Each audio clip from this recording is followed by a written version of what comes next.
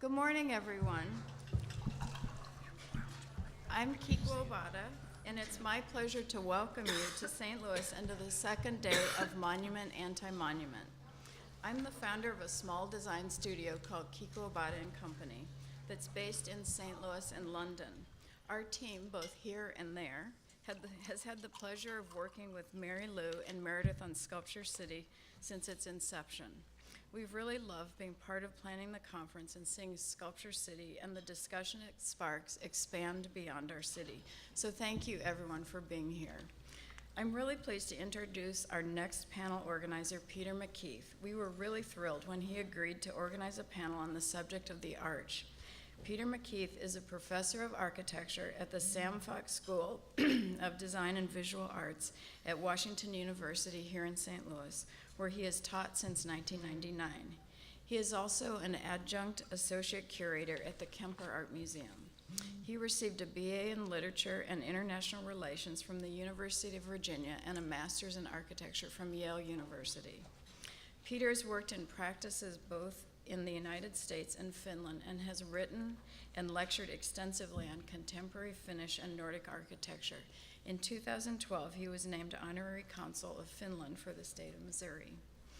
Peter was the local producer for the exhibition at the Kemper, Eero Saarinen, Shaping the Future. This was the first retrospective on the Finnish-American architect's work. Through Peter's long-standing interest in Saarinen's work, and the arch in particular, he has brought together a great panel to talk about the place of the arch today, almost 50 years after its completion. Thank you again, and I hope you enjoy the day. Peter.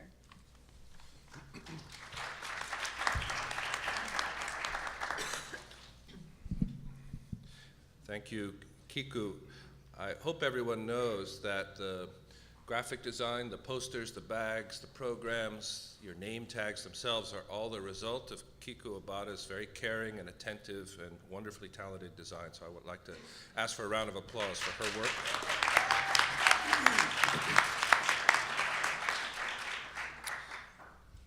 It is a pleasure to have you all here this morning. I know that, or I've heard that yesterday's discussions were already stimulating, challenging, energetic. I think together with my three panelists, we were all in class of one form or another yesterday, so we apologize for coming late to the party, but we will try to keep the beat moving along. The panel discussion this morning is very much focused on Eero Saarinen's and St. Louis City's Gateway Arch, otherwise known as the Jefferson National Expansion Memorial. Under the general rubric of the arch, the city, the river, questions of monumentality. The pretext for this is, of course, the central themes of this conference itself. But, of course, at the same time, I think those of us resident in this city will know that the Gateway Arch will have its 50th anniversary, October 2015. That there is a tremendous amount of attention already being focused on it from near and far relative to, in a sense, its reinvigoration by virtue of the international competition that was held not too long ago, and now the ongoing design and new construction. At the same time, over the last decade, there have been really a wide number of critical reviews of the arch and also of Eero Saarinen's work overall, and those continue. And this is a fantastic era in architectural history when we can look back with a critical eye towards these icons and monuments of the modern age. For St. Louis itself, I think we have to understand that the arch remains always under appraisal. When I first arrived in 1999 to the faculty at Washington University, I was arriving directly from Helsinki, Finland. Arriving directly, I felt quite empathetically into or under the arch of Finnish-American authorship. But I was told almost upon arrival at the airport that there were many who in fact felt the arch should not exist at all, that what should continue to exist should be the neighborhood that was taken down in the 1930s along the riverfront. And there were many, of course, who also saw the arch in very different ways than I did, perhaps less sympathetically as a representative of manifest destiny, perhaps as a representative of maybe an overweening arrogance of the United States foreign policy, even as it emerged in the post-war condition. It's clear that the arch has many, many projected interpretations upon it, and that's certainly what we're here to at least initiate a discussion of today. It is a work in progress. You'll know, or you'll see soon, that only one of our panelists will be presenting images of the arch, and I think that's actually altogether fitting, that in many ways we do not need a two-dimensional image of the arch on a projection screen. We can walk out on the terrace and see it 6 miles distant, but I think for many of us, whether we're born and raised in St. Louis or have only recently arrived here, the arch is something of that after image in our mind's eye or in our mind's retina. It is a concept as much as a reality. And to the extent we can, with only 3 panelists today, we will try to open up questions of its provenance and questions of its future. I am very grateful to the panelists for joining me here this morning at the end of their spring terms in their respective universities. And in drawing them together, I've tried to bring for us all a range of possible understandings of the arch. I'll introduce the 3 panelists all in a row in the order of their presentation. And they each have a short presentation, about 10 to 12 minutes, after which we'll engage in some questions and discussion with you as well as amongst themselves in, again, this continuing effort to open up the meaning of the arch as monument or perhaps not at all. Our first presenter is Eeva-Liisa Pelkonen. Eeva-Liisa Pelkonen is associate professor at the Yale School of Architecture, and her scholarly work focuses on 20th century European and American architecture with an interest in the genesis and meaning of architectural form within various national and historical contexts. Importantly, Professor Pelkonen led the 2006-2009 research efforts supporting the international exhibition Eero, Saarinen, Shaping the Future, and was a co-editor of the catalog that accompanied that exhibition, which was published by Yale Press in 2006. If you have not seen this book, it is here. It is on sale over there by Left Bank Books, but it is a highly regarded catalog, not only for its intellectual content, but also for its graphic design. Eeva-Liisa is also the author of several other books: Achtung, Architektur, Image and Phantasm in Contemporary Austrian Architecture, Alvarado, Architecture, Modernity and Geopolitics, Architecture plus Art, and more recently, again, editor of another research effort and another exhibition catalog on the work of Kevin Roche, the American architect who emerged out of Eero Saarinen's office following Saarinen's death in 1961. Her work in essay form or in catalog form has received numerous awards. Most notably, her book on Alvarado won the Alice Davis Hitchcock Award granted by the Society of Architectural Historians. And her work on Eero Saarinen received the Philip Johnson Award, also from the Society of Architectural Historians, for the best exhibition catalog of the year. Following Professor Pelkonen's presentation on what we could say is the architectural form of the arch, we'll hear next from Professor Tracy Campbell, who is professor of history and the co-director of the Wendell H. Ford Public Policy Research Center at the University of Kentucky. We won't have Wendell H. Ford actually here, as shown on the screen, but we will have his designated professor. Tracy Campbell specializes in 20th century United States political and social history. And he is the author, most recently, as I'm sure many of you know, of another book emerging from Yale Press, The Gateway Arch, a biography, which just was published last year and I think is only now available in paperback form as well as hardback form. After graduating from the University of Kentucky, Professor Campbell earned his PhD at Duke, where his dissertation advisor was Lawrence Goodwin. He's written a number of books: The Politics of Despair, Power and Resistance in the Tobacco Wars, Short of the Glory, The Fall and Redemption of Edward F. Pritchard, which was nominated for a Pulitzer Prize and was featured on NPR's Morning Edition. And then, as I said, most recently, the Gateway Archer biography, also featured on National Public Radio and has been discussed in many contexts now across the country. It has been chosen as one of the best books of 2013 by the St. Louis Post-Dispatch, and we're very grateful for his presence today. Lastly, I'm very happy to welcome a bit up from the further south, Professor Elliot West, who's distinguished professor at the University of Arkansas in their Department of History. He is a preeminent historian and scholar of the American West and the histories of the Native Americans, receiving his bachelor BA from the University of Texas and his PhD from the University of Colorado. Professor West joined the University of Arkansas faculty in 1979. He's written extensively on the histories of the American West, with attention, as I've said, to the histories of Native Americans in that history. His most recent book is The Last Indian War, the Nez Perce story, in 2009.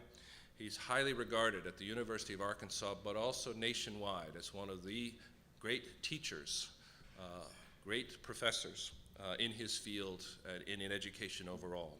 And his book, The Essential West, is also highly recommended for your review. Again, I think we're really grateful to have all three. I know I'm very grateful to have all three of these presenters with us today.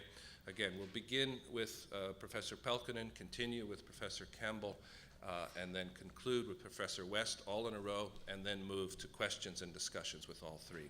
Thank you all to begin with. Eeva-Liisa, the podium is yours.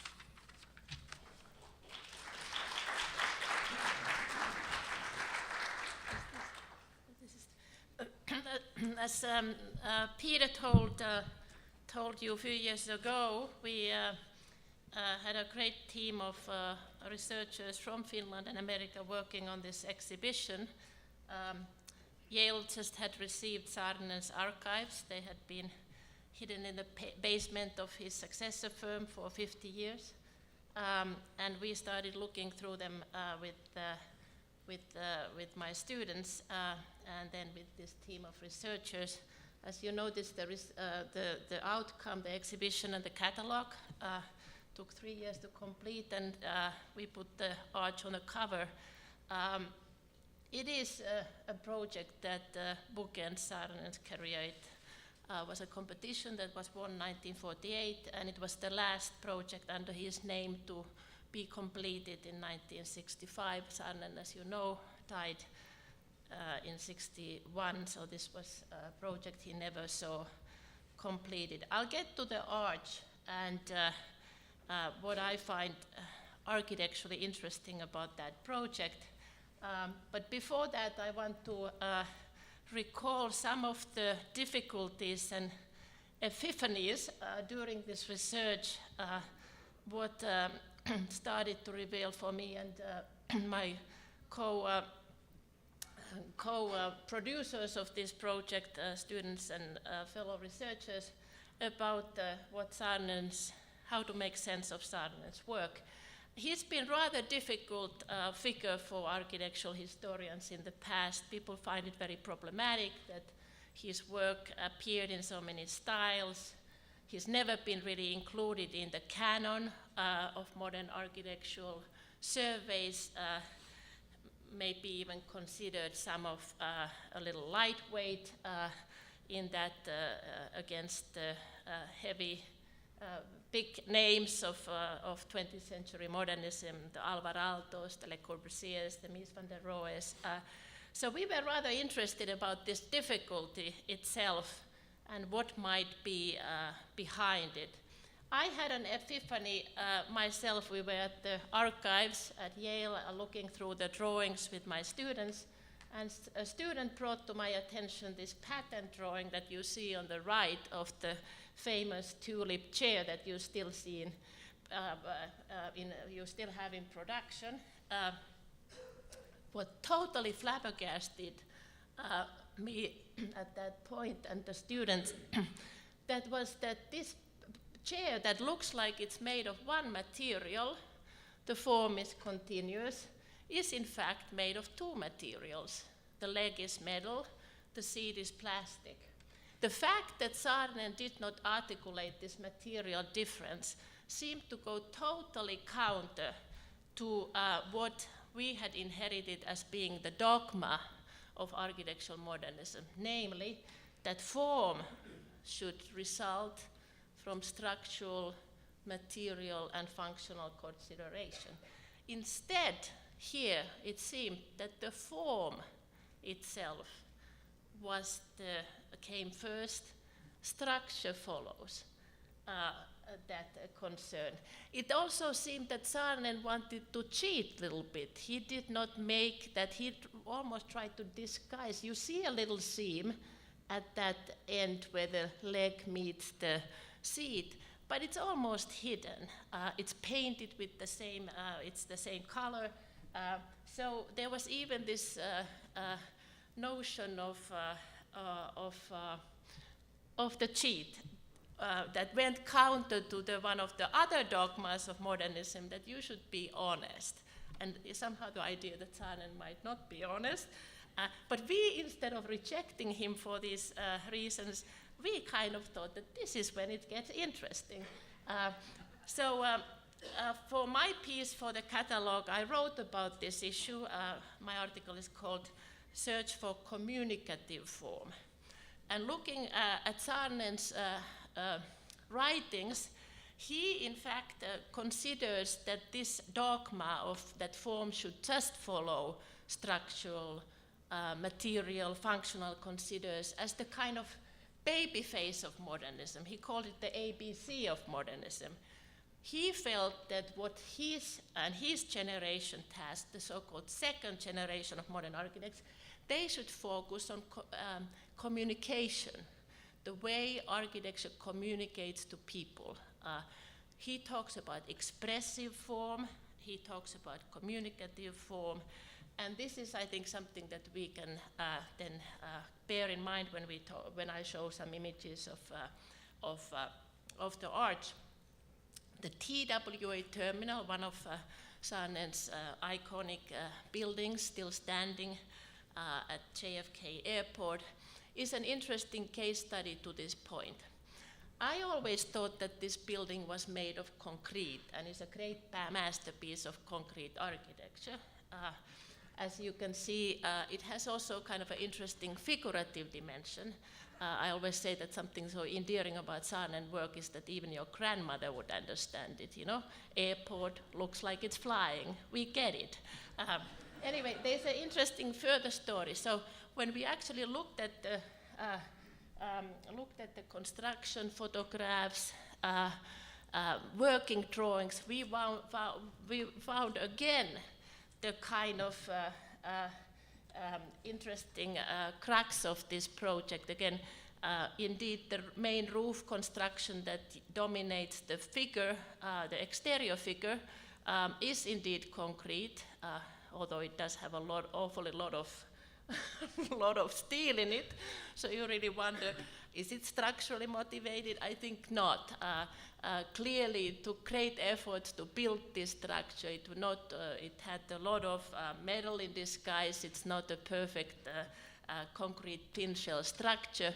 And the smoking gun became, and it's too bad my panelists can't see these images, but to see this working drawing, you can see, you are not architects, most of you, but you can probably see the section that I show on the right.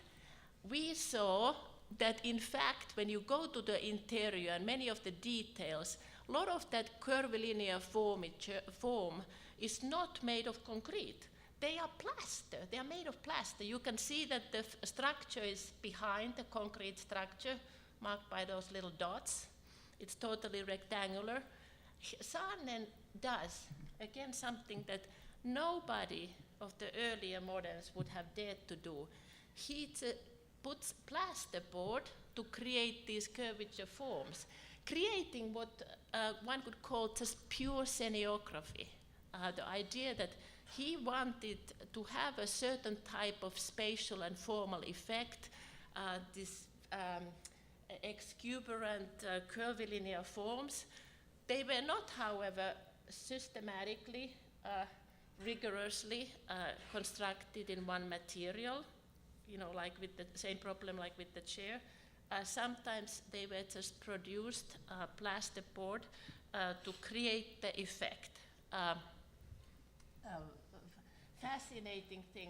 And you also have two very different experiences of the TWA terminal. You can have the figurative experience and outside, you read it as a bird, whereas you go inside, that's actually a beautiful photograph taken by Charles Eames, a good friend of Eero, Saarinen, where the interior becomes this completely immersive environment. You see the even a children's playground.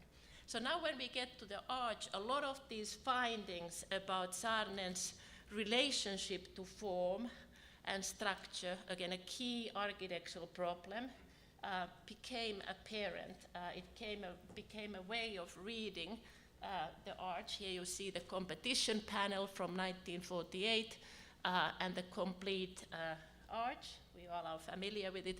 What is fascinating about the arch, it looks like a monolith. It looks like it's made of one piece, doesn't it? It's almost like has the kind of miniaturized quality that it's just been placed there somehow miraculously. There's no indication from outside how it was built. Some of you might be familiar with the controversy around the time. Saarinen was right away accused of plagiarism. There was indeed a project from 1942 in Italy celebrating the 20th anniversary of the fascist regime in Italy. So right away, this plays into the equation that because it was not clear how the art came to being, it started to gain right away these different meanings. So when we look at these working drawings, and again it's too bad my fellow panelists, the arch is actually, as we all know, made of little pieces, and it was truly an engineering miracle. Can you imagine doing this before computers, this Excel chart, calculating every single piece, of course, because it's a arch, parabolic figure. All of those pieces have different, of different shape. Two, of course, of different kind, except the keystone being the only unique piece. So this is not, again, indicated in the exterior experience. Saarinen does not express that it's made of parts. It seems like it's a seamless piece. Neither does he express in the exterior that it's actually a piece of infrastructure. You can get up there, you take the elevator, you can take the chair. So it doesn't appear, and I think some of the debate yesterday was whether it's sculpture. It can't be considered purely sculptural because it is actually, it's infrastructure. Maybe it's sculpture. Is it infrastructure? Is it one piece? Is it many pieces? Saarinen leaves it ambiguous, and I think due to these qualities it did for him and others create these multivalent meanings. Saarinen in this stage photograph himself clearly indicates that his arch is one in the series of many historical arches. He places him in the great legacy of Western triumphal arches. Of course, arch as a structurally problem is also indicated here. It both has a kind of a political as well as a structural legacy. In the drawing that he on the right, he actually changed the form of the arch from the competition to the completion. It was no longer a structural form. He indicates that it actually has a kind of a geometric reasoning. So one could say that both in Saarinen's mind, that he was somehow able to invest in this form many, many meanings. Like I said, structural ambivalence, geometric ambivalence, historical legacy, and that I believe it has created that kind of ambivalence has created both misunderstandings but also opportunities for us to continue to invest meanings in the arts. As you can see in these two images, maybe only one in many, where I think it's fair to say that Archie's powerful iconic quality has ended up becoming, helped to brand the city, helped to brand hamburgers, and I'm sure it's continuing to have a life in the future. Because for Saarinen, I think form always preceded you can't fix the form in any single meaning. It remains ambivalent.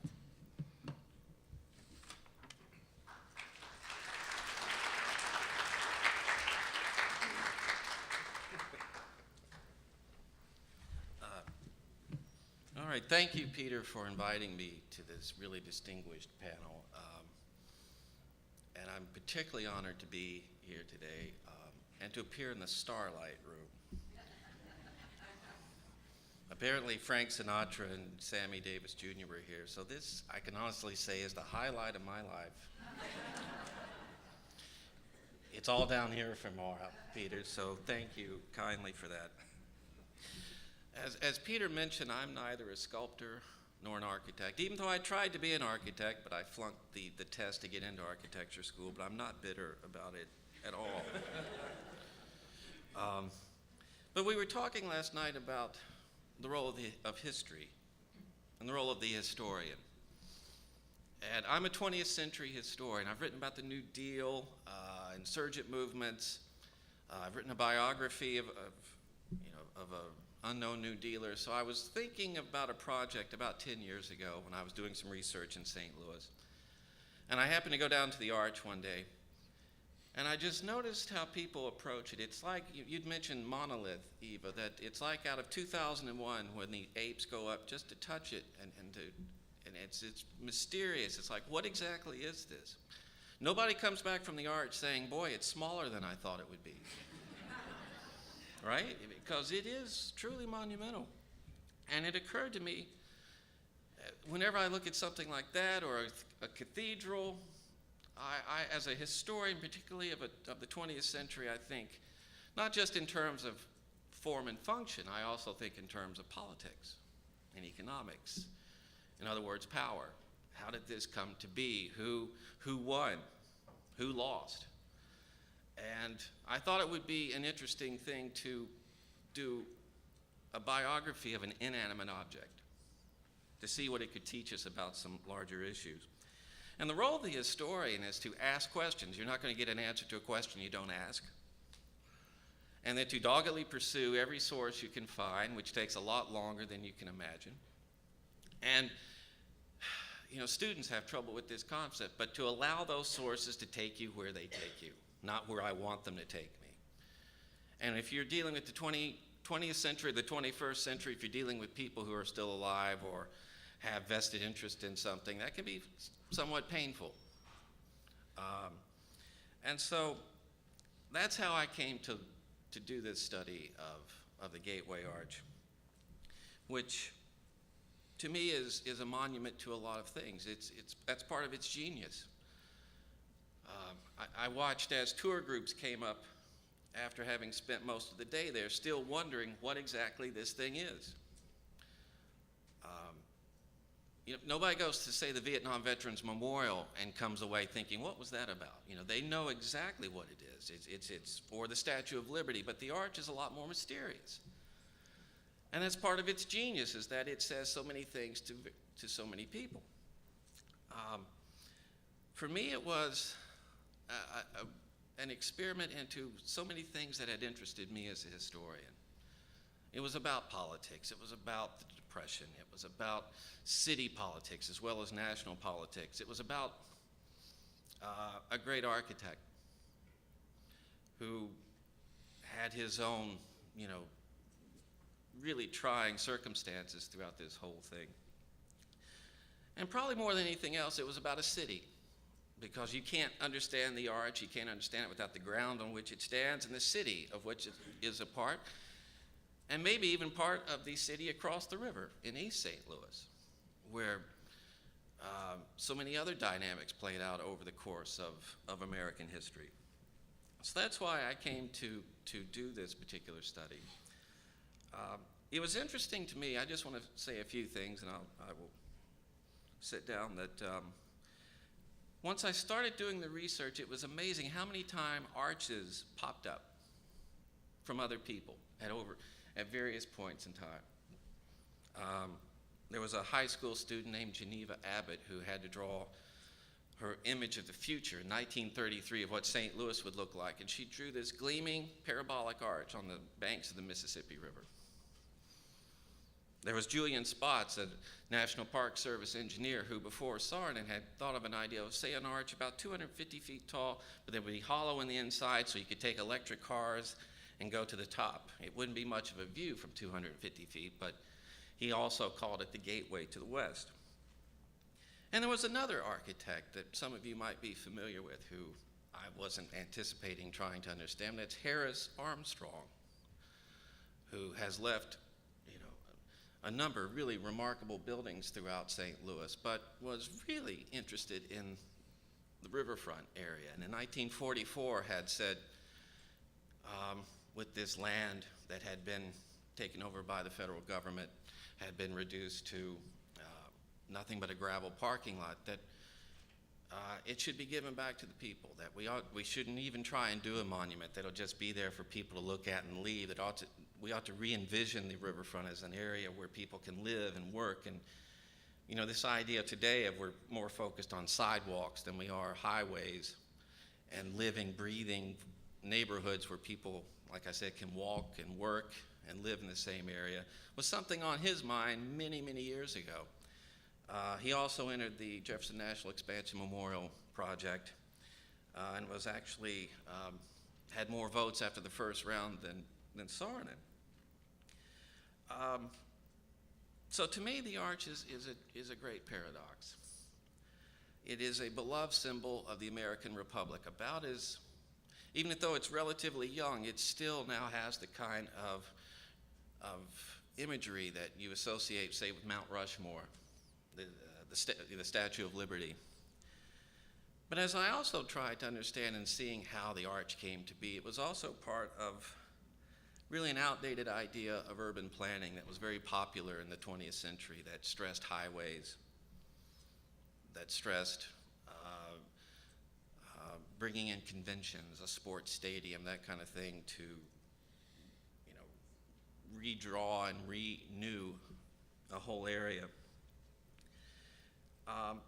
And I did this thought experiment at the end of my book, which I think kind of drew me back to why I had thought about this in the first place, that if we could come back, say, 500 or 1,000 years from now, and whatever is remaining of the arch, whether it's still standing or there's just stumps, or if it's completely something else, and we just see pictures or drawings of what it used to be, I wonder what people would think about it. And for me, as an American historian, the arch isn't as much symbolic of the 19th century as it is the 20th century. It was conceived and built in this remarkable period between the end of World War II and when we put humans on the moon. It's really the ascendance of American power and economic strength, and that, I think, is what it spoke to me in ways that far eclipsed notions of, say, manifest destiny or the opening of the West, that building these kinds of audacious landmarks is something that only rich countries can really do. What was it I saw the other night, that in Shanghai there's a building going up twice the size of the Empire State Building now, that you can kind of trace economic power and political power based on these kinds of structures. So to me, that's what is so remarkable about the arch, even though it's not even 50 years old. And so with that, I'm going to turn it over to Elliot, but I'm looking forward to the questions or any concerns you might have. Thanks for having me.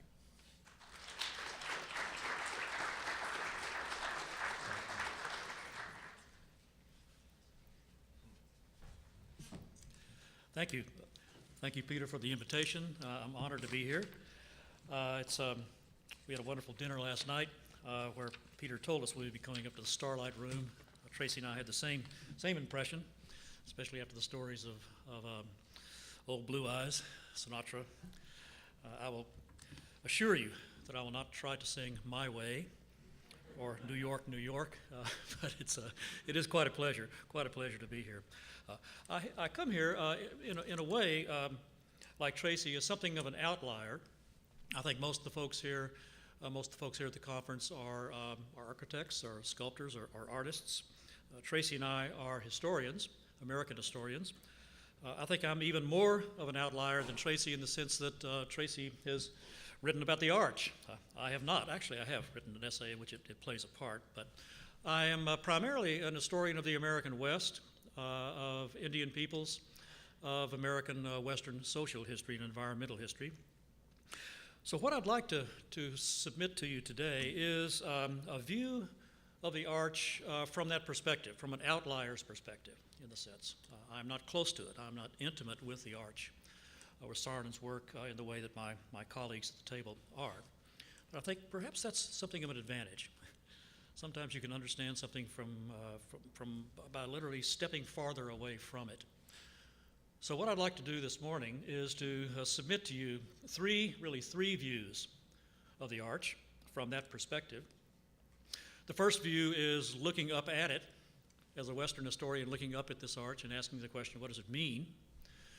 The other two views are views from the top, looking at riding those gimbaled cars to the top of the arch and looking out and perhaps rethinking a bit about what that meaning, the first view of the arch is, rethinking it a bit. First of all, I was at the reception last night, very nice reception last night. I was frankly taken a bit aback when I heard that some people question whether the arch is a monument. Not sure what else it would be, frankly. To me it is. From the perspective of a Western historian, it's very much a monument. And like all monuments are meant to tell us something. They're making a statement to us. That statement, of course, I loved Tracy's comment about the arch saying more about the 20th century than the 19th. From a Western historian point of view, however, it's a monument that's about the 19th century, the 18th and the 19th century. It's a statement of an American myth. And by myth here, I don't mean the common idea of a myth is sort of mischievous superstition, but rather a myth in a particular definition. A myth is a story. It's always a story. A myth is a story that a people, a collective, tell to others and to themselves to explain to others and to themselves who they are and how they have come to be, what they believe, and their vision of reality. It's sometimes, a myth is sometimes historically accurate to a degree, sometimes not. It's like an American Indian elder said once, what I'm about to tell you may not be true, that is, may not have happened, but it's true. And a myth is a story that may not actually be historically accurate, but it's true in a larger sense, is meant to be true in a larger sense. What is this myth? In a way, it's a kind of an American creation myth. And by this myth, standing at the arch and looking up at the arch, what the arch is saying is that this American creation myth goes like this. There are these settlements on the Atlantic coast, and as these settlements that are outliers themselves, that have come from someplace else, as these settlements expand toward the Pacific, eventually reaching that other ocean, something is created. What is created is the American people, the American nation, and its values. America is born through this east to west movement. So what this myth says is American history is to be understood, is to be read from east to west. It's kind of a historical language. If we look at the map, we read history from right to left, like Hebrew or Chinese. And the American nation is created by this story, through this movement. In that sense, The arch is an expression of that myth in two ways, both in space and in time. Spatially, it's a gateway arch, right? They call it the gateway arch. Well, supposedly in a gate, you can go two ways. You can go through it that way or that way. But nobody thinks of going through the gateway arch from west to east. It's clearly meant to be a one-way gate. It only really opens one way. And in that sense, the gateway is meant to express this myth in space and time. Spatially, it's the gateway to the west. If you live on the East Coast and you're traveling to the West Coast and therefore sort of retracing the steps of this American myth, when you reach the Mississippi at St. Louis and you look up at the arch, you realize you're entering the Great West. You're entering that area to the west that is sort of a new part, a more recently acquired part of the American nation. Temporally, historically, it is meant to be a gateway in another sense, and that is it represents that point in the story, that moment in the story, when this American mythic movement, when this great creation myth reached the Mississippi and began to unfold farther to the west. And that moment, of course, is meant to be the Lewis and Clark expedition. 1804, when Lewis and Clark and the Corps of Discovery left St. Louis, or rather St. Charles, and began to pole their way up the Missouri River into this new country. And the myth holds that it's that point that the story starts in the West.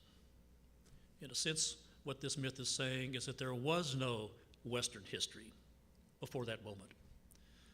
Sure, there were people out there that had been doing something, those Indian folks, but there wasn't really any history. There wasn't really history. As Lewis said, as they lift the Mandan and Hidatsa villages, we are entering that country where the civilized foot of man has never trodden. So the West, what this myth is saying is that the land beyond that gateway as of 1804 was really unhistoried. It was without a story yet, and we brought the story to it, and that story was the creation of the American nation.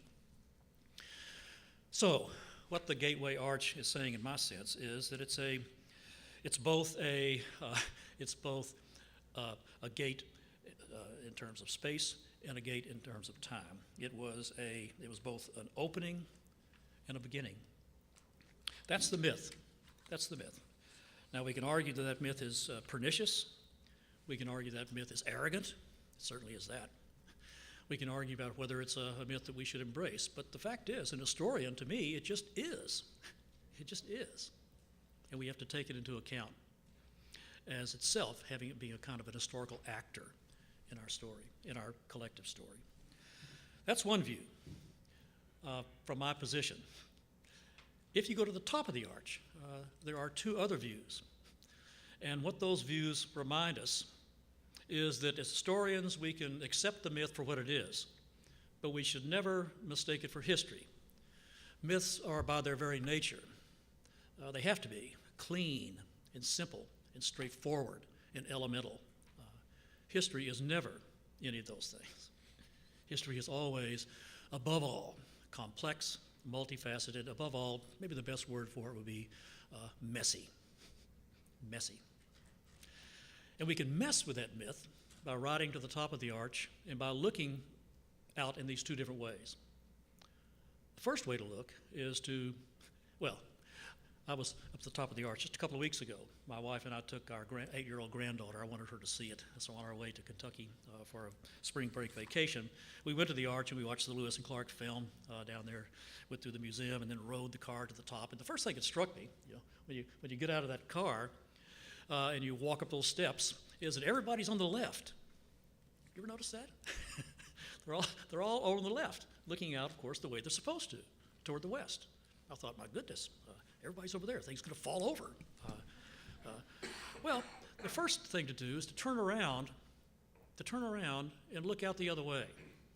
There are windows over there. And imagine, by this second view, imagine an earlier part of the American story.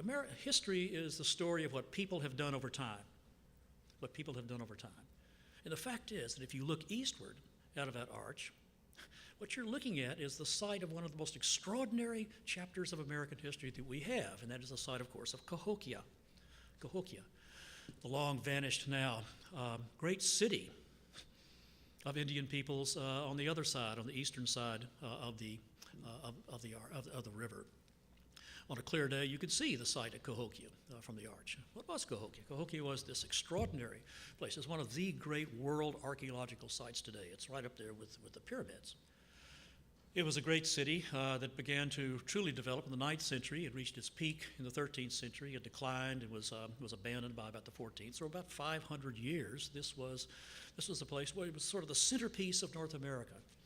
It had a population of somewhere between 20 and 25,000 persons. That was the largest urban center north of what's today Mexico City. It had more people at its height than New York City had at the time of the American Revolution. St. Louis would not have that population until well into the 1840s. Why was it there? It was there for the same reason that St. Louis was originally here. It was built as a great trading center between peoples, sort of a trading fulcrum between the eastern and western sides of North America. Built, of course, close to the confluence of these two great rivers, the Missouri and the Mississippi. It was also a great religious center. It was sort of the Jerusalem or the Mecca or the Rome of 19th century period there. It's an extraordinary place with an extraordinary history. This was a great site of American history. And yet we don't ever look at it from the arch. We always look westward. Think of the stories that unfolded there. What must have happened? What must have happened there? What kind of sports? St. Louis has the Cardinals. The people at Cahokia played chunky. They gambled everything they had, and sometimes even their freedom, offering to be slaves as they wagered at this game of chunky. When Lewis and Clark ascended the Missouri, they found Indians still playing chunky. The great artist George Catlin, you can look at his paintings and see Indians playing chunky on the upper Missouri after the dispersal of those people from Cahokia. It was a great passion for these folks. Power, political power. There's the famous Mound 72 at Cahokia, which shows the burial place of a man who was buried on the top of tens of thousands of shells taken from the Gulf Coast. And with him were the remains of more than 50 women who were ritually killed, executed to be buried with him. Who was he? What kind of a world was that these people lived in? Vanished now, but as much a part of American history as Lewis and Clark, and a long time before them. If we turn, so we need to, the second view, the first way to correct this myth is to turn around and look out the other side. You know, the word repent that we take in religious context means literally to turn around and look the other way. Well, we need to repent and turn away from the Western view, at least for a while, and look eastward and learn what we can there.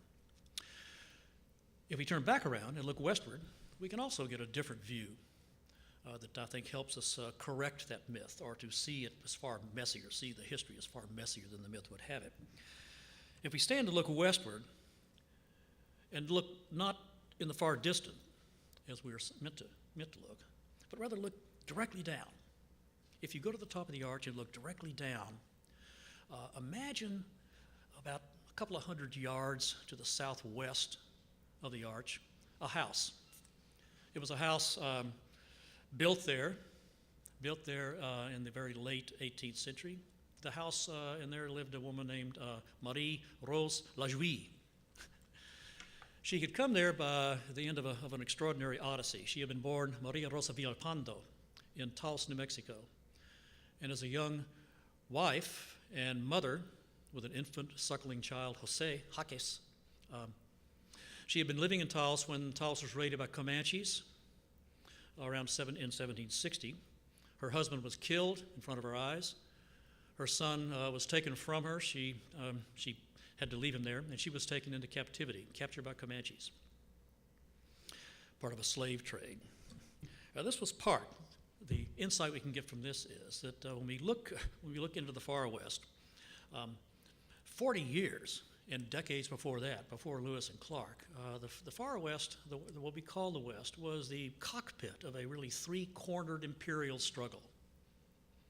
There was all kinds of stuff going on out there at the time. Three-cornered. At the center of it were the Comanches. The Comanches were the great power out there. They had acquired horses about 125 years before and risen into what was really an empire. A more recent contribution to our understanding of this whole period by another Finn, a brilliant young historian, Pekka Hamalainen, wrote as his dissertation at the University of Helsinki, a dissertation that became a book called The Comanche Empire, which caused a great stir a few years ago. A wonderful, brilliant young man, now teaching at Oxford University. And what Pekka argues in this book is that the Comanches during this period were an empire in the same way that we think of empires in Europe and in Asia. They were the ones who were the center of power in that area. And they were challenging, as Maria Rosa's story tells us, challenging the power of the Spanish, who had established themselves in the Rio Grande back at the end of the 16th century. The Spanish themselves had others to worry about. The French, who were challenging their position, coming from east to west. The French, who a few years after Maria Rosa's captivity would found the little trading village at the confluence of the Missouri and the Mississippi, echoing Cahokia, the town under Pierre Leclerc of St. Louis. Well, we next see Maria Rosa when she is with the Pawnees. The Comanches traded her, sold her to the Pawnees. There she took a Pawnee husband and had a son. And around 1765, who shows up in this village but a young man named Jean Lejuy. And he was one of the founders of St. Louis, and he had been sent by Leclerc to make contact with the Pawnees to begin to trade with them, to push the French influence out onto the Great Plains. Jean and Maria began a relationship. They had a child together there, and then Jean Lejuy took her to St. Louis, married her, and began expanding their family, built this house at the corner of 3rd and Myrtle. He went back to France. She remained there. Died only in 1830 at the age of 70 years after being captured by the Comanches. By that time, she was a matriarch of St. Louis, with an extraordinary story, who had seen so much happen. She was then Marie Rose Lejuy. There's a wonderful coda to her story that I think is a proper point to end here. In 1803, the United States, of course, acquired St. Louis in the Louisiana Purchase. And in 1803, there was this, I like to imagine, this rap on her door. And she opened the door, and who was there but Jose, her son, that she had last seen back in Taos. He had heard that his mother had not only survived, but was this prominent woman in this great American city to the east. And so he traveled through Comanche country to see her, probably with his hand out. So that meant that in 1804, and he was there for about a year, that meant that in 1804, when Lewis and Clark and the Corps of Discovery began to make their way up the Missouri River from St. Louis, supposedly setting in motion the history of the West. We can stand at the top of the arch and look down at that site and imagine Marie Rose and Jose Jaques reminiscing, sharing their stories, she telling him about her time of captivity among the Comanches and the Pawnees and then coming to St. Louis. Him telling her about surviving somehow and starting his own family back in New Mexico. What their stories, of course, remind us of is that the extraordinary stretch of history in the West during those years, long before Lewis and Clark began. What they remind us, of course, is that American history and Western history is far, far richer, far, far more complex, far, far messier than the myth would have it. So what I'd suggest to you today is the arch, from my perspective, from the perspective of a Western historian. The arch can be understood these three ways: as an expression of this mythic creation story of the American people, as a reminder of the extraordinary historical depth of the American story, looking back at this great urban center to the east of Cahokia, and a reminder that even if we concentrate more recently, that Western history, that American history, the history of the West, is far more complex than the myth would have it.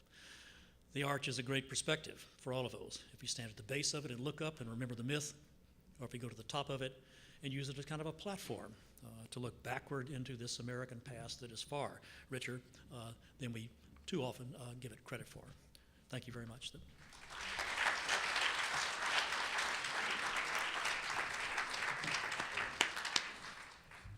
Thank you. We're just right on schedule. I sometimes think that any discussion of the arch is an endless one, especially here in St. Louis. But I will want to initiate discussion, at least within the time frame we have, first with a question or two at most to the panelists for their response and consideration. And then we do want to make sure that there's time for all of you, any of you, to participate. I think we have some wireless microphones out in the audience? No? We do not? Okay. I think the acoustics here are reasonable enough that people can speak from their table.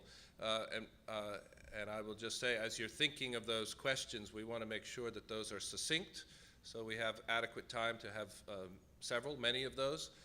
But if you wouldn't mind also introducing yourself as you begin your question. My first question, I will say, my first comment is, I'm no longer surprised, always happy when the continuing presence or contributions of Finnish historians, in this case, to American life is revealed to me. I think Eeva-Liisa and I are happy for that. As the honorary consul for Finland and Missouri, I'm happy to hear, and I'll be trying to locate Professor Holonen at Oxford. Fascinating to think of a Finn researching the Comanche nation. But the question, of course, is in fact posed out of the central topic of this conference and this entire effort that Mary Lou has posed for us all. And that is to say, I think each one of you has identified the Gateway Arch as a monument. It's a complex concept no matter what. A monument of a composite character, a laminate character, paradoxical character, ambiguous character, certainly communicative in ways much more than perhaps even its author ever intended it for it to be. It emerges, as we all know, in a post-war condition, generally speaking, in history and architectural history, where questions of monumentality are deeply troubling to architects and to artists and to historians. And therefore, perhaps we are the inheritors of that complex moment in world history, when it was a question as to whether or not any construct or artistic and architectural expression could in fact be proposed as a monument in a very difficult and challenging post-war condition, whether you think of that as the presence of, the absence of two cities in Japan, or of course the absence of an entire population across Europe. These are very troubling moments for, again, all invested in culture at that time, and the arch emerges as, in a sense, a reassertion of the possibility of a monument being present in all of our lives. But the other question that's posed, certainly by this discussion, is that of the anti-monument. And I would want to ask my panelists, is it possible, even given your own perspective on the arch, is it possible to imagine the arch in a sense as an anti-monument, even perhaps to imagine in a sense the arch in the absence, the city of St. Louis in the absence of this great monument? How might you regard or reevaluate your understanding of it through that particular framework? And I'll look at Dr. West first and see if he has a possible response. Are these live? Sorry? Yeah, I think they're on. I guess my response would be, of course you can. The way you do that is to remember what the historical depth, what else went on, and it becomes a great question then. Why are we doing this? As I was trying to suggest here. It can be that as well. It can play that role as well. Yeah. Yeah, good question, Elliot, that I think all historians have to ask is a two-word question, so what? And it's hard, you know, to actually step all the way back and think, so what? And I wish we could be like Jimmy Stewart in It's a Wonderful Life and show you what your city would look like without the arch, and that there, you know, I can see one scenario in which you have these cast iron buildings that are beloved and people are walking in them and working in them, and it could also be a pretty dark story. I don't know, but the fact of the matter is you have the arch now. People vote with their feet. You know, millions come each year to see it. It's obviously one of the most unique assets any city has, and I think that's part of the renewed effort to try and put the lid or the toupee over the highways to try and reconnect the riverfront with it. I think it's going to be an interesting thing to see how, and architects have been saying that for 50 years, that it's a disaster to separate, you know, the city from the arch ground. So I think it'll be a fascinating thing to see how it plays out. As an architectural historian, I would, to respond to your question about monumentality, recall that at this time in the 40s, in architectural circles, there was indeed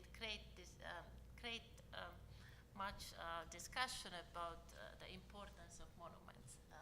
Obviously, Second World War had taken its toll, and architects who had, in the early part of 20th century, rejected monumentality completely.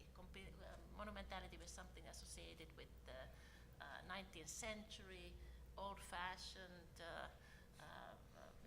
idea about power. For modern architecture was always more about the people. But suddenly this discussion about monumentality resurfaces in the mid-40s. The idea at that point was monumentality. First of all, there was good and bad monumentality. Bad monumentality would reaffirm power. Good monumentality would offer people spiritual and symbolic solace. Bad monuments were isolated from city as objects. Good monuments were embedded in urban structure. So all these things were debated, and I'm sure Saarinen was certainly, and the organizers were aware of, to some degree, about these discussions. So of course it's interesting to also to evaluate the arc, you know, is it a good monument or bad monument in accordance to these criteria. And certainly it was at that time, I think, in terms of reaffirming the American myth, at the time when America emerges as the world power. I mean, Saarinen, of course, interestingly, is an architect who was working with the powers to be, with the wealthy industrialists, with the wealthy universities, with the US government. Anyway, but I don't know, I won't pass the judgment whether it's a good or bad monument, but I will tell a story that it has, to great extent, become maybe associated with power at this moment in history. So I tell a story. So I told you that the archives of Saarinen are at Yale. Saarinen was a Yale man, went to college there in the early 30s. After his father wrote a letter to the dean saying, "My boy would love to study at Yale," and the letter went back, "We would love to have your boy," which gives a new meaning to the old boy network. Yes. There was no admissions.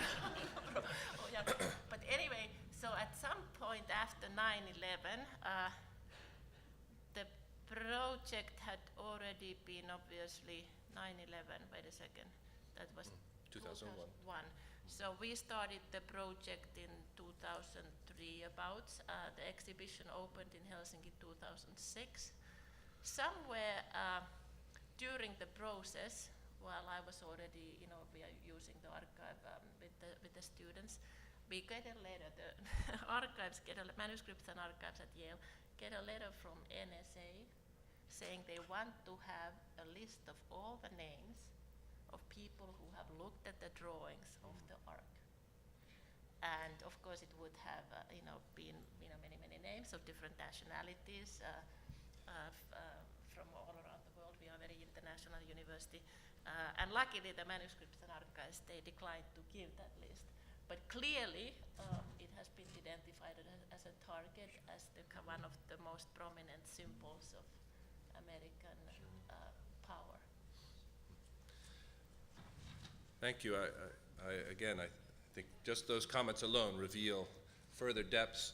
I will commend Professor Campbell for phrasing the more general question perhaps to us all of that is the question of so what?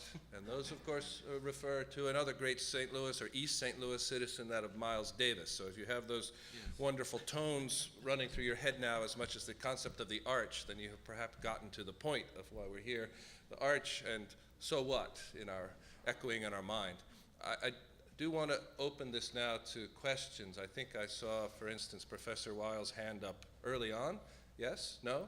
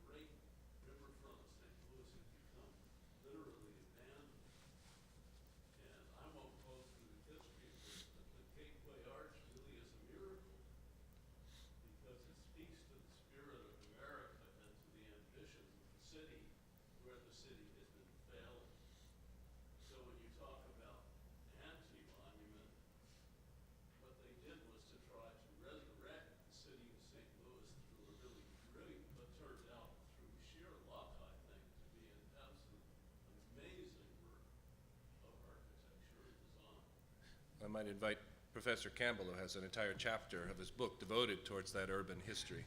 Well, how much time do we have? Like I said, the sources take you where they take you.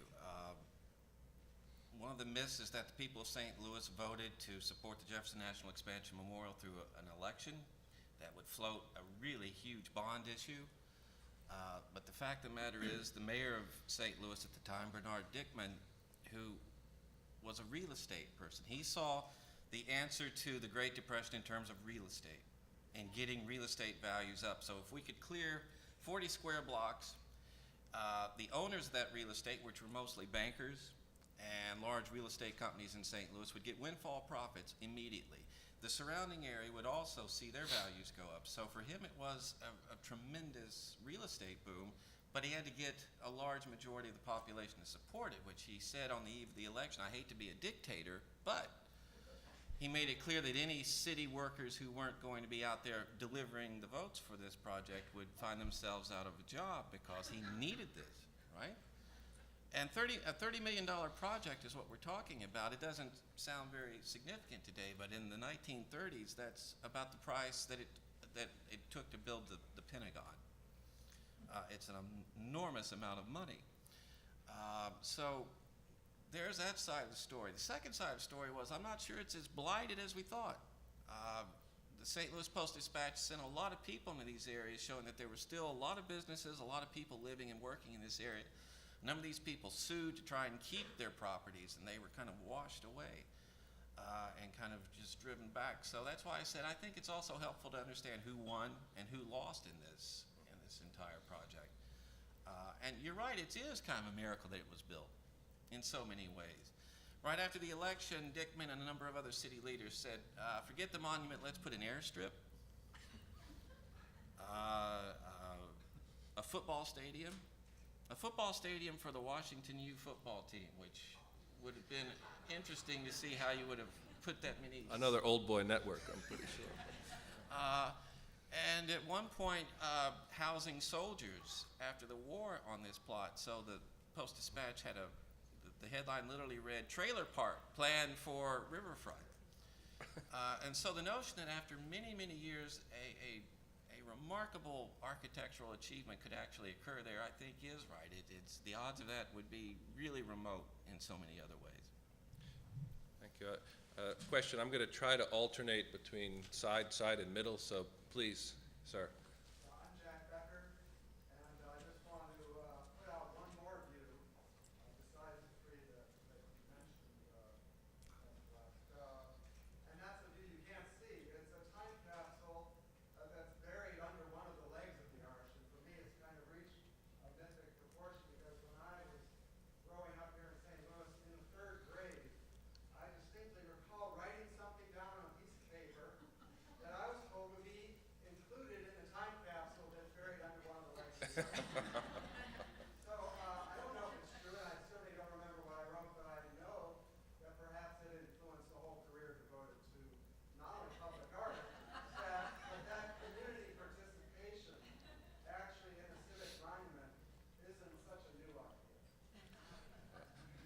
I think that's a great reminder, actually, of the number of laborers who worked on the arch. There's a history of that perhaps is being told, has been told across families, I know, right across the city and the region, but an actual remarkable history of safety in the construction as well.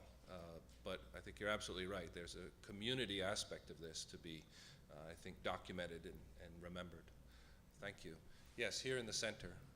Hi, my name is Martha Peters, and I manage the public art program in Fort Worth, Texas. And our civic leaders are very interested in creating some sort of iconic or signature piece that becomes an icon for Fort Worth, like Cloudgate in Chicago.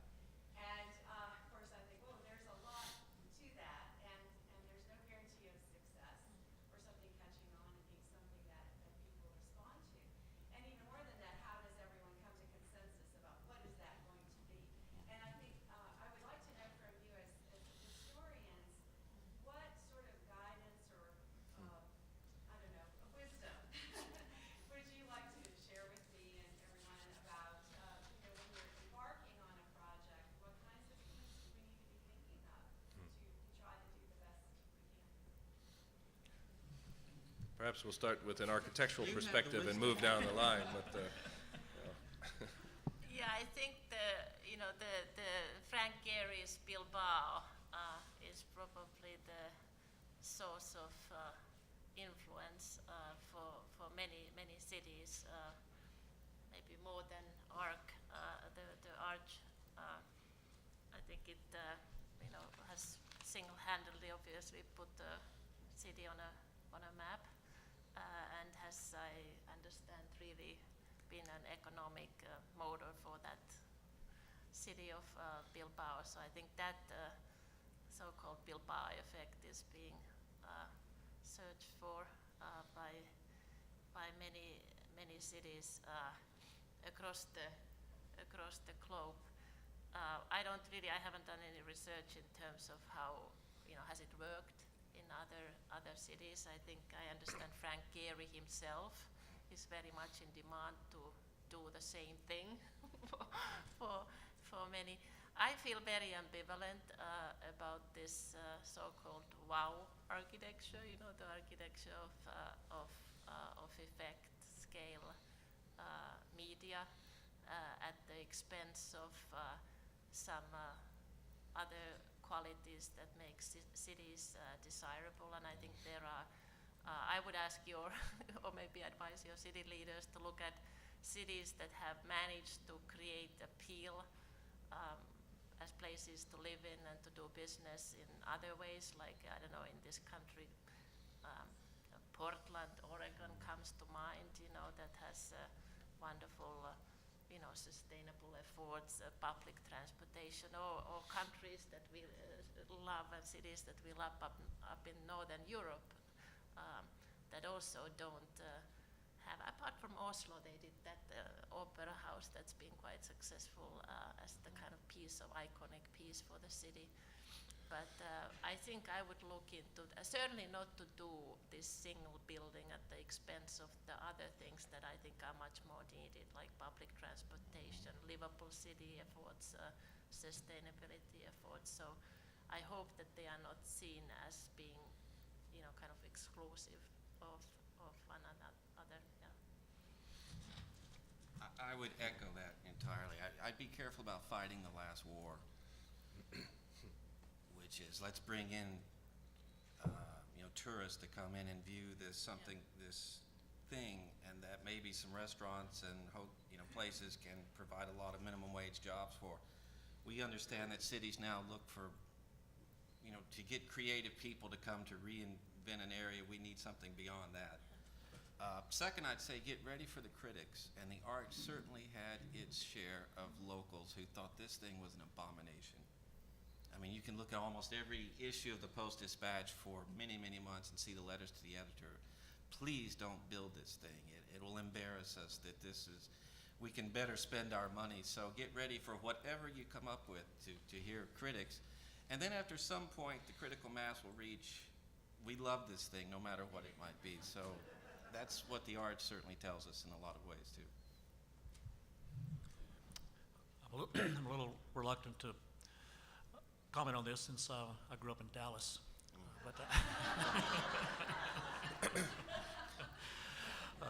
But my colleagues here are certainly far better versed in this sort of thing than I am.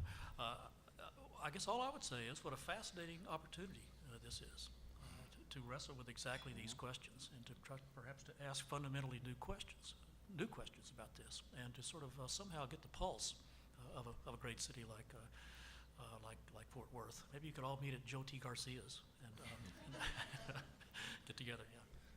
Yeah, to perhaps put this in quite contemporary perspective, you might find it instructive to examine a debate in a city that Eeva and I are quite familiar with, which is that of Helsinki, which is now the target of the Guggenheim as its next franchise location. And there is a very concerted effort from a number of quarters, not every single sector of that city and that society, to bring a Guggenheim Helsinki into being in the most public of harbor fronts of the city. And this is hugely controversial because it is a privatizing of public space as much as we would respect the Guggenheim's collection and its intentions.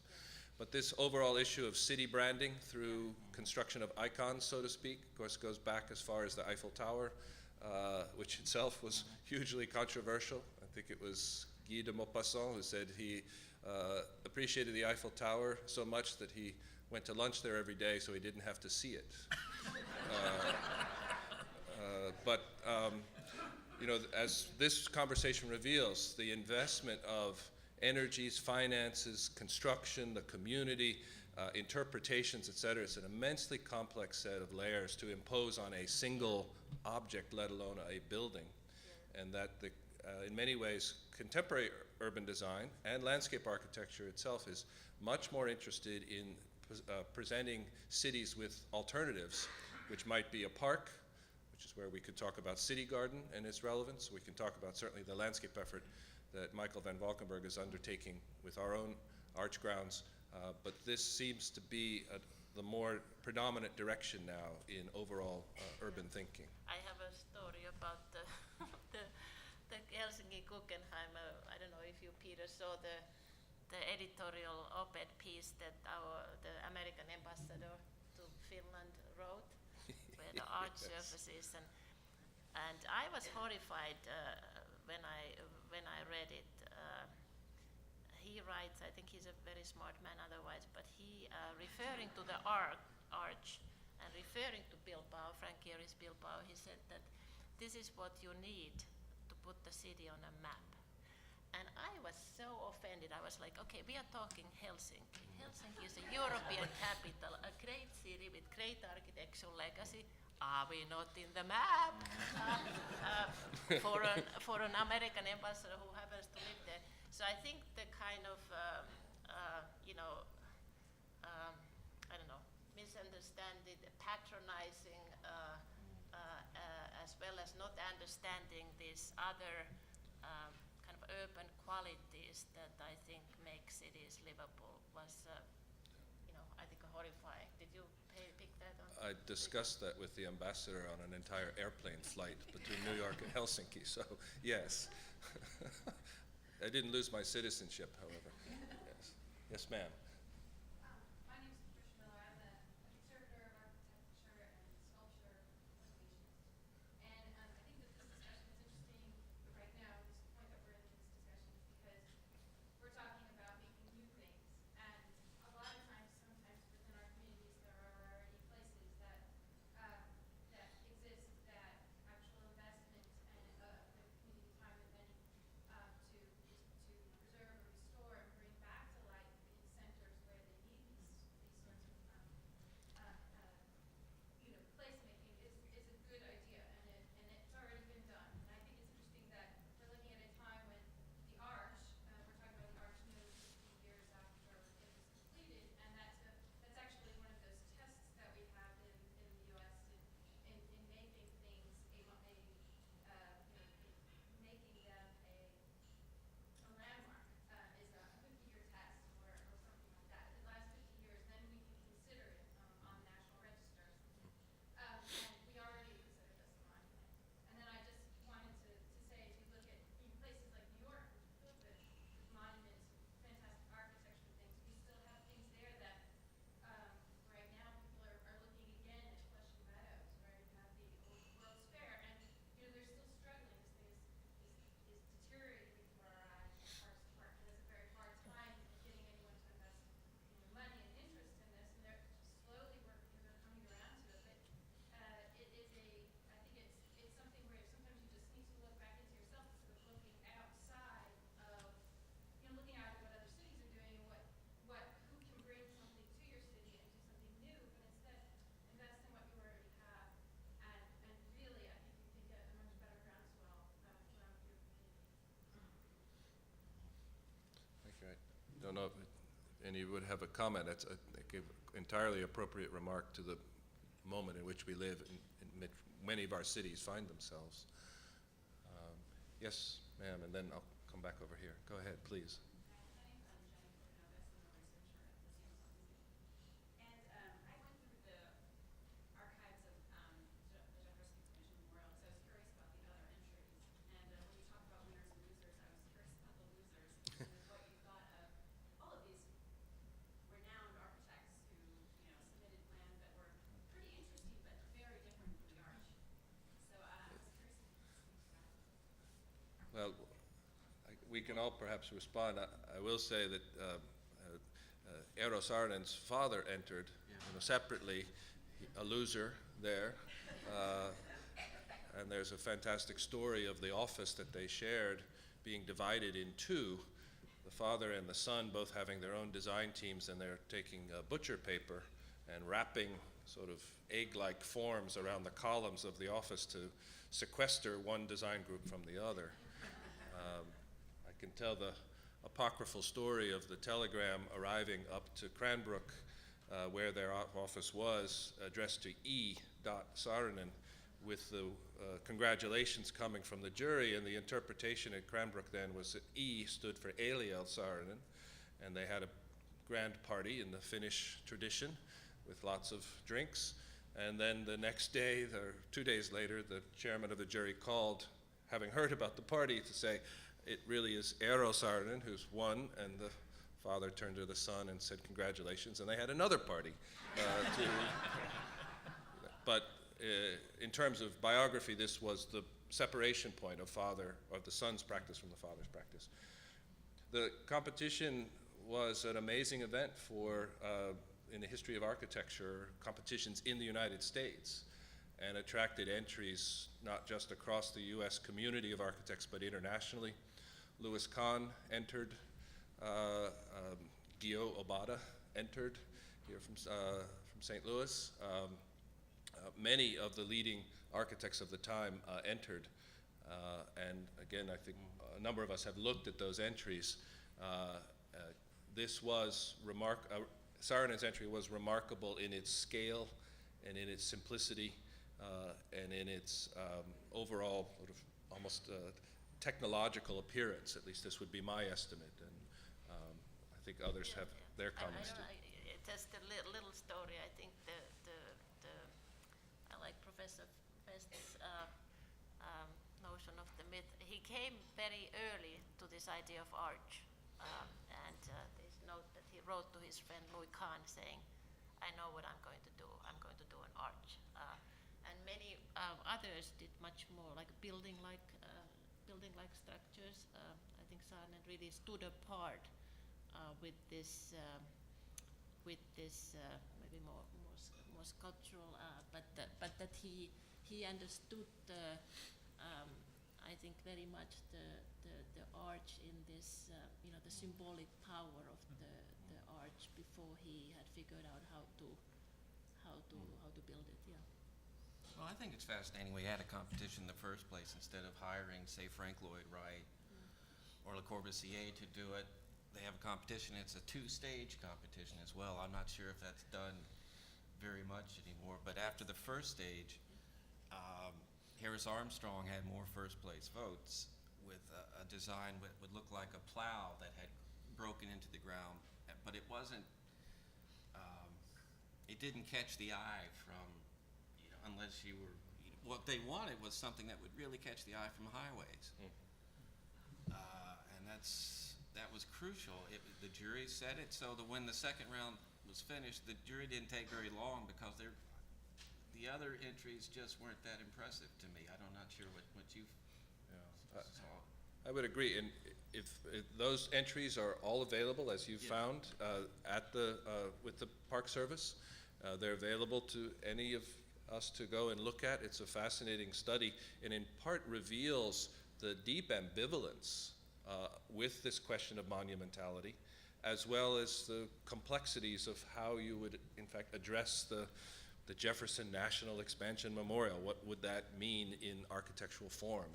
And almost an inability, a very awkward ability at least, to deal with, in architectural form, with this site at the edge of the river. A tentativeness and, in fact, some clumsiness in many ways.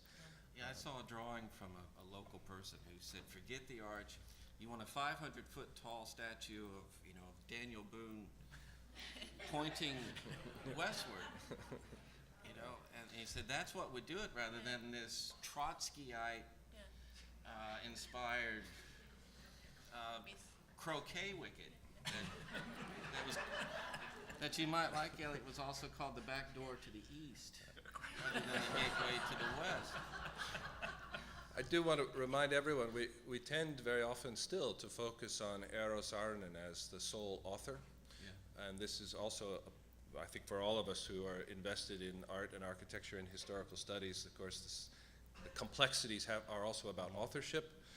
And Eero Saarinen had a team that he worked with. Yeah. And there are many important members of the team, artists as well as architects, but of course a quite important member from this point in time is that of Dan Kiley, a then young landscape architect who began to work with Eero Saarinen across a number of projects. And the arch grounds are as important and relevant to this discussion as the arch itself, and in many ways it's the arch grounds which are under reconsideration in the coming moment. I think the brilliance, apart from the fact that he had this brilliant idea of doing the arch and understood that it has a historical significance, that it echoes, it has a historical resonance. I think the highway comment is interesting, that you have an idea that, how is this going to be really experienced? Where do you see it? How does it, enter our experience? The landscape factor, that there is a landscape around it, the fact that you can go inside, that you can interact it with different ways, not just looking, but you can actually enter it. So I think in terms of if there's a key to success here is, again, the kind of what I tried to, bring out in my talk, that you can access, experience, read in it kind of multivalent ways, not just one way, not just one meaning, but it has that multivalent resonance. So I think that's if there's a brilliance, that's the winning, that's the recipe for success in architecture. I think in general, that you can experience it in different ways, that it's not fixed. There's a huge clock here in front of us which says 10:32. I have Meredith also coming to the forefront. Those are, I think, most appropriate words to conclude with.